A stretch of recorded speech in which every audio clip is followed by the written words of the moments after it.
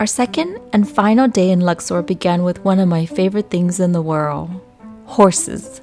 They're one of the most beautiful creatures on earth, and starting my morning with them felt like a gift.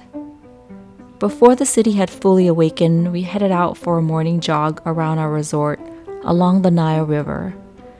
The peaceful river views and the quiet sounds of the morning made for the perfect start to the day. After breakfast, we headed down to the Nile for a quick camel ride. Riding alongside the river gave us a different perspective of Luxor. On one side was a life-giving Nile, and on the other were small villages, farmland, and scenes of everyday Egyptian life. It was a peaceful reminder that the Nile has been sustaining communities here for thousands of years. Before hopping onto the Felucca, I couldn't leave Egypt without touching the Nile River itself. We were on one of Egypt's most iconic boats, a Felucca, which is a traditional wooden sailboat that has navigated the Nile for centuries. With no engine noise, only the sound of the wind filling the sails, the ride felt incredibly relaxing. As we drifted along the river, the sun slowly began to set.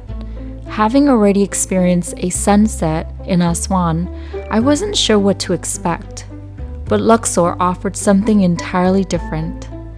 The golden light reflected off the water, illuminating the river banks, an ancient landscape in warm shades of orange and gold. It was another reminder of why the Nile remains the heart and soul of Egypt.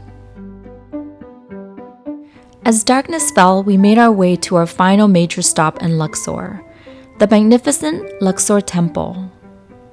Seeing the temple illuminated at night was a completely different experience from visiting Egypt's monuments during the day.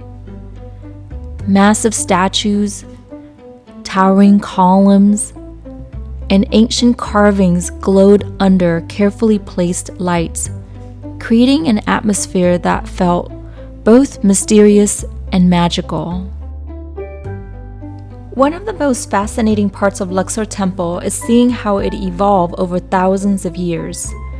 While the temple was originally built to honor ancient Egyptian gods, parts of it were later converted into a Christian church. As we walked through the temple, we could see traces of this transition: Christian artwork and crosses painted over or carved into some of the ancient walls. It was incredible to witness layers of history in a single place, where ancient Egyptian beliefs, Roman influence, and early Christianity all left their mark on the same monument. After our evening visit to Luxor Temple, we had one final dinner before boarding our train back to Cairo. One dish that completely stole the show was the baba ghanoush. I've had baba ghanoush many times before, but the version we had in Egypt was on another level. Smoky, creamy, and incredibly fresh. It was the perfect accompaniment to warm Egyptian bread.